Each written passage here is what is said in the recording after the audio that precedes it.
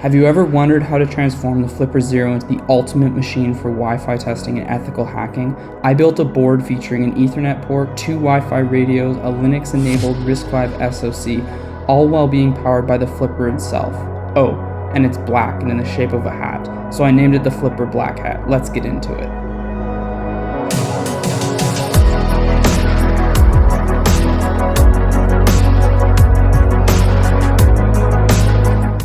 This video is sponsored by NextPCB. 6 months ago, I asked the Flipper community what they would want to see as far as custom hardware boards. The highest upvoted comment on Reddit was a Wi-Fi board that does the evil portal attack, but then also sends the users to the internet. So let's break that down a little bit. The evil portal attack is a special attack where the attacker enables a Wi-Fi access point on the device with a known SSID. So that might be Starbucks free Wi-Fi, McDonald's free Wi-Fi. Users then see that, connect to that, they're greeted with a landing page that asks them to enter credentials. Of course, this is a malicious attack. The attacker receives those credentials, boom, you're owned. Before I go any further, let me just say I don't condone doing anything illegal. This entire channel is for educational purposes. If you're wondering why I'm doing it, ask yourself, would you rather be hearing about these attacks from me or when you get totally owned? Alright, so the current boards that do this evil portal attack are little ESP32 based boards. So most of these boards are awesome, but they're based on the ESP32. Typically does not run Linux. There's probably some weird hacks out there to be able to get it to run Linux, but typically it does not. So that means you don't have access to the standard Linux routing tools and standard library that you would have access to on, say, an OpenWRT router. If there is a way to send users through to the internet using a board like this, I personally don't know about it. I don't know if it's possible or not. I would assume not. I would assume either not or very challenging. If you have information on how to do this, feel free to just put it in the comment section below. I'll put it in the description. But at the time of recording this video, I don't know of anything that does that. Now moving on. So my board, again, runs Linux, so you can easily putting up a captive portal, or in our case, an evil portal, and then forwarding users to the internet is a very straightforward thing to do. So yeah, that's what I've done. So this video is going to outline the design, it's going to go through some of the things that I've done, and yeah, let's get into it. Let's start with the schematic. This board is pretty straightforward. The reason being is because I actually chose to use a module for it. So I'm going to, in the future, remove the module and just use discrete components on the board, but I wanted to go with a get this working fast and then test a whole bunch of things on it before I end up going to a chip level solution. So the module is placed onto the board using these two M.2 connectors. So these are the two M.2 connectors here. Unfortunately, I had the spacing of one of them wrong, so the module doesn't fit in. So I had to remove one of the connectors, put the board in, and wire in some additional wires to replace the other connector. Obviously, in the next revision of the board, that will be fixed. So this is the module itself. It's an all-winner D1 RISC-V SoC connected to 512 megabytes of RAM. There's an SD card slot and a USB-C. SD card is for the rootfs and file system. The USB-C isn't used.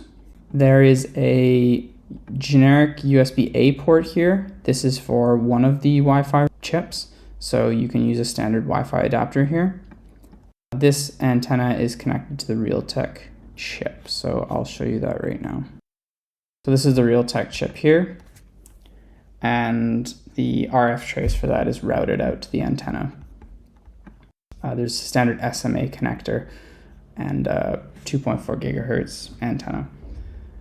And this is the image with the, this is the 3D file with the SOM, the module removed. There's a Ethernet PHY here. So this connects back to the SOM as well. So again, I depopulated this J1 here. So Ethernet will not work on these boards, but what I did is I depopulated J1 and then tested all the stuff on J2, and then on another board, I did the opposite. I depopulated J2 and tested all the stuff on J1. And then, of course, this is the Ethernet jack here. So as far as the actual attacks go, there's 3 different ways to do it. The first way is the Ethernet is connected to the internet, and you host your rogue access point. The second way is one Wi-Fi NIC is connected to the internet, and the other is your rogue access point. And the third way of doing it is kind of a weird way, but one Wi-Fi NIC is connected to the internet, and the Ethernet is your rogue access point. So this could be used for red teaming, where if you go into a building, you connect the device to your long-range Wi-Fi, and then you sneak this into a building, plug in a Ethernet port into their network, and it's effectively acting as a femtocell without an LTE connection. So you'd have to somehow figure out Wi-Fi. But anyways, those are the 3 options that you can do. Getting into the schematic itself, the USB-A port connected to 5 volts, and there's some input TVS diode protection and termination resistors. This is just routed to one of these M.2 connectors and kind of effectively connected to the SoC. This is the Realtek Wi-Fi chip. Nothing overly complex here. It is a Wi-Fi Bluetooth combination, so you have Bluetooth as well. Wi-Fi works over an SDIO link. Bluetooth just uses a UART bus. This is the 50 ohms controlled impedance trace to the antenna, and there's a pi matching network. These are the headers connected to the flipper. So the flipper is going to provide 2 voltage rails, 5 volts and 3.3 volts. So the SoC has a Ethernet MAC, but not an Ethernet PHY. So in the OSI layer, the PHY is the lowest down, and it's what converts the physical signals, the electrical signals, into something that the SoC can actually read in, and that's connected via a bus called an RMII bus.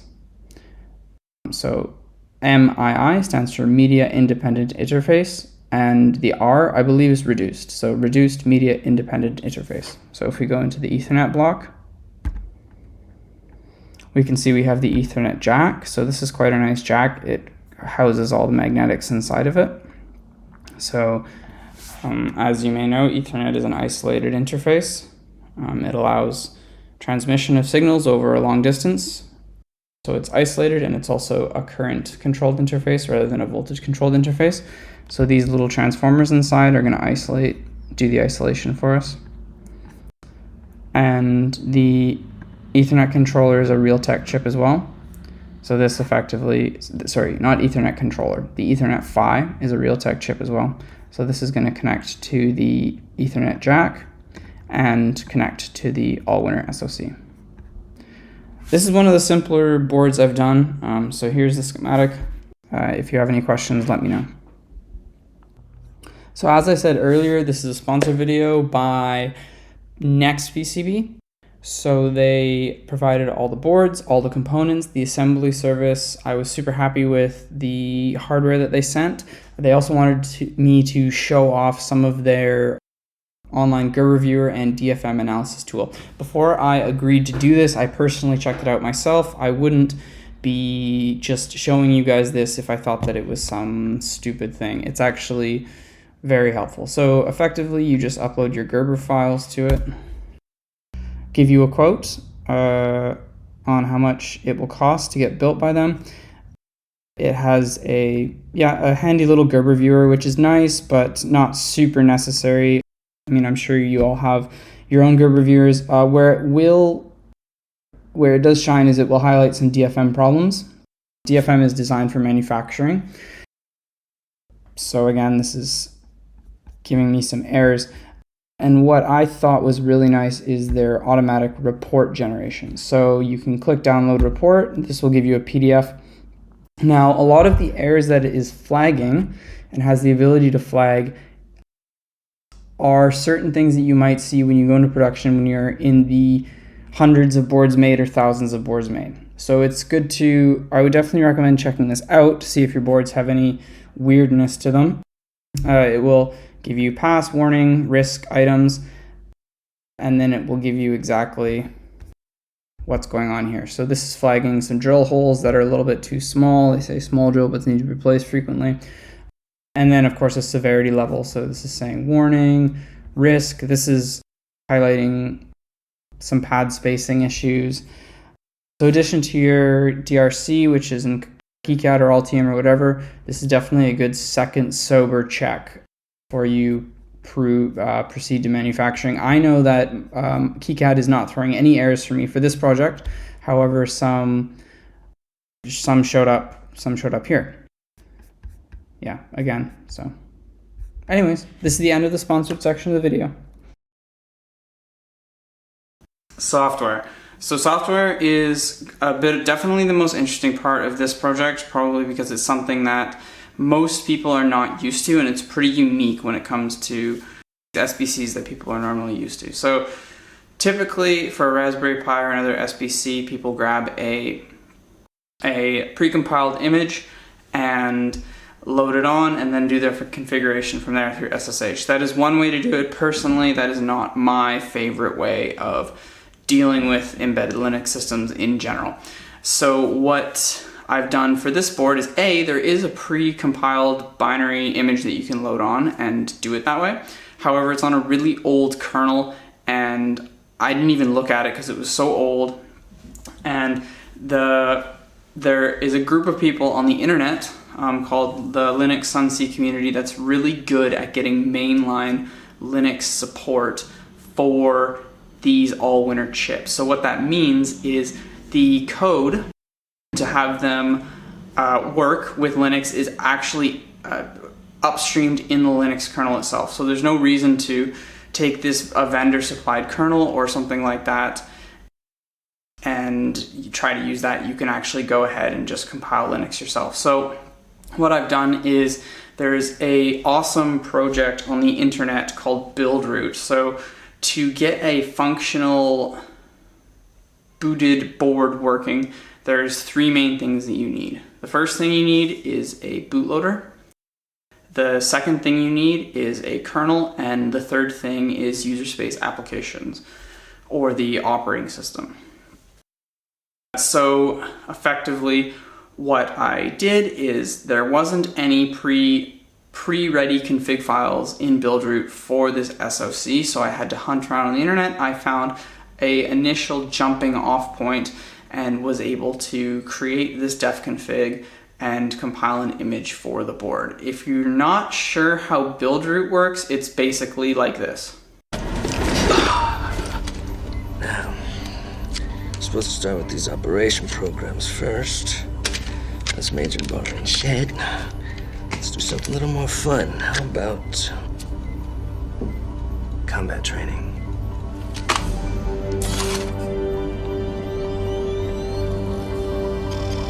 Jiu-jitsu.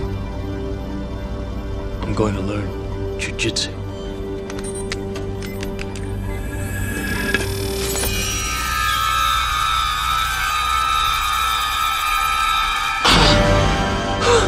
Holy shit. Hey, Mikey, I think he likes it. How about some more?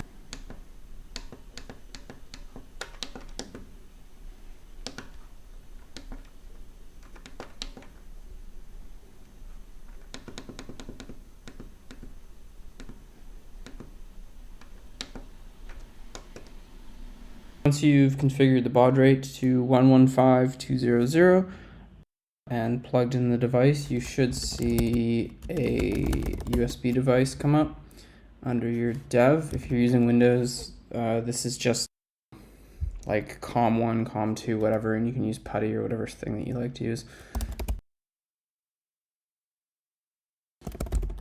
Open up a serial port. I don't have the Black Hat connected, but I will connect it right now. You can see it's booting.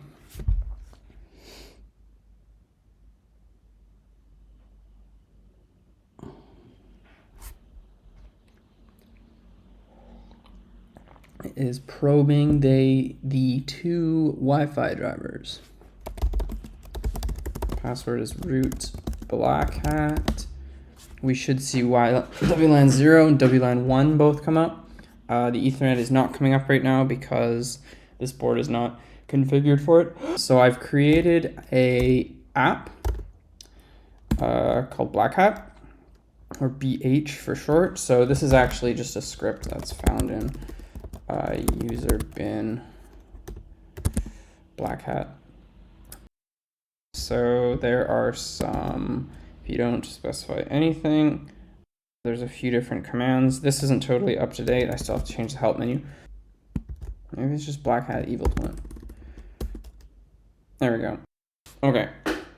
So this takes a specialty config file that is essentially located here. So this gives, in this config file, you can change your AP that you want to connect to, password for that. The access, this is you're specifying the radio that you want to host the access point. And this is the radio that will connect. This is listing the SSID.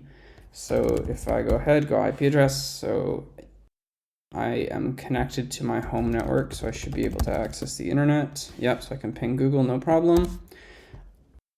And I have a IP address, so this is the radio that's connected to my home network. This is the radio that's hosting the AP. So if I look, it should be called Flipper Wi-Fi. So this is it right here. So I'm going to go ahead and connect to this network. So we can see here we have some access on WLAN 1. DNS mask is issuing my PC an IP address, so it's hosting a DHCP server. Let's test to see if I'm connected to the internet. I am not. Sorry about that, just had some technical issues. I updated the firmware to the latest version, and now I am successfully connected to my Flipper Wi-Fi. The Flipper is connected to the internet, and I can access the internet through this as well. So I can do like an internet speed test. So my internet isn't that fast where I am right now, so that's kind of the normal speed as if I was connected directly to my AP as well. So that looks like it's routing. That being said, I don't want to go super deep into the software. I'm going to link the GitHub in the description of the video below, so you can feel free to take a look through it and ask me any questions that may come up. As far as where the project is right now, it's not 100% complete. I have a functioning board, I have a building operating system, I have a way to create an access point and connect users to the internet through that, and then I can measure network activity. As far as where the project is right now, it's not 100% complete. I have a functioning board, I have a building operating system, I have a way to create an access point and connect users to the internet through that, and then I can measure network activity using TCP dump, creating a PCAP file, importing that into the Wireshark, But I started working on a Flipper app, and it honestly, I don't have enough time to do it right now. So there is something that I have, if people are interested in working on it. I am offering a $500 bounty to create an open source app, Flipper app for this device. That it will be paid just in crypto, no fiat. If you are interested in that, please reach out to me directly. Don't just start working on it. I don't want like 10 people working on it at the same time. I rather just have either one or a few, like 2 people working together or something like that. It's a simple app, like it's probably less than 100 lines of description of what it needs to be, and the entire app will probably be less than 500 lines of code. I just do not have enough time to build it right now. So yes, I believe that is all for this video. Thank you for tuning in. As usual, like and subscribe. Yeah, ciao.